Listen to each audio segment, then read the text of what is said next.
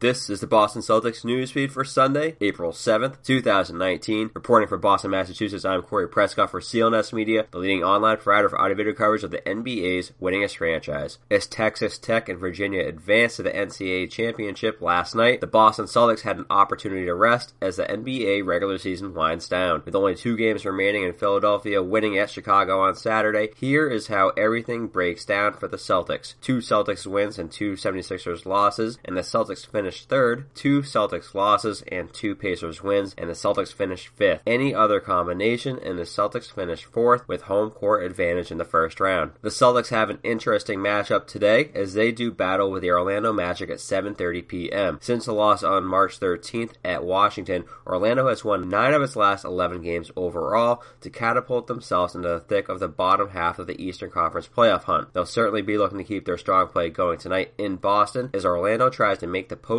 for the first time since 2011-2012. Here is the Boston Celtics injury report for tonight's game. Jaylen Brown is doubtful with low back spasms. Al Horford is probable with left knee soreness. Terry Rozier is questionable with illness, and Gershon Yabusele is questionable with a sore left foot. With Brooklyn playing on the road at Indiana at 5 p.m. today, a game that Brooklyn needs to stay in front of Orlando and avoid potentially missing the playoffs, one has to wonder if Brad Stevens would elect to be more cautious with his playing time should Brooklyn win today's game at Indiana. According to Stevens, however, he said he plans to play everyone who's available normal minutes tonight. Jaylen Brown reportedly had a good workout yesterday, and Terry Rozier is feeling better. The Celtics opened at 5-point favorites, but are now listed as 4.5-point favorites against Orlando. If you're interested in taking the Magic, the Celtics, or some other game of interest, be sure to go to clnsmedia.com/win or use code CLNS50. You get 50% cash back on your first deposit through betonline.ag. That's betonline.ag. You can also bet on your mobile device, and BetOnline also hosts live in-game betting. A few other games of note for the Eastern Conference playoff seedings include Miami at Toronto and Charlotte at Detroit. Meanwhile, the 4 through 8 seeds in the Western Conference are still unsettled. Portland, Utah, the Clippers, Oklahoma City, and San Antonio all have meaningful games today.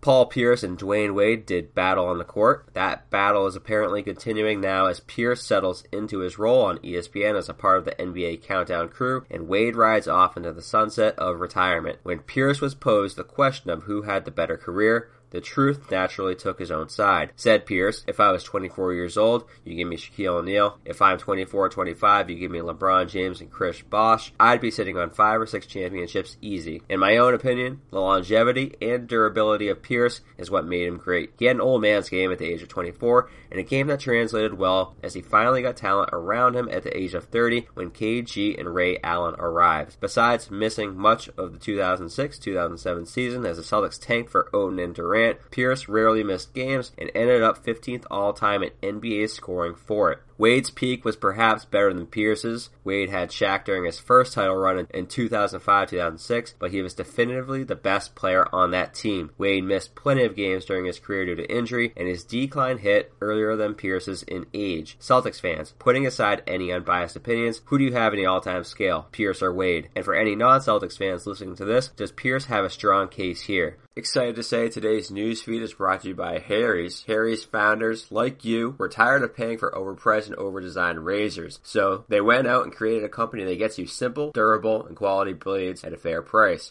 A great shave doesn't come with gimmicks. It comes from a company like Harry's, which owns over 20,000 5-star reviews on Trustpilot and Google. Harry's replacement cartridges are just $2 each, and by ordering through our podcast at harrys.com/BCN, you'll get a $13 value trial set that comes with everything you need for a close, comfortable shave. That includes a weighted ergonomic handle, a 5-blade razor with lubricating strip and trimmer blade, rich lathering shave gel, and a travel blade cover. Listeners of this show can redeem their trial set at harrys.com/BCN. Make sure you go to harrys.com/BCN to redeem your offer today. Follow CLNS on Twitter at CLNS Media as well as at Celtics CLNS, and be sure to head to clnsmedia.com. Subscribe to the Celtics newsfeed both on iTunes and Stitcher, as well as the CLNS mobile podcast app. This has been Corey Prescott for Celtics Newsfeed.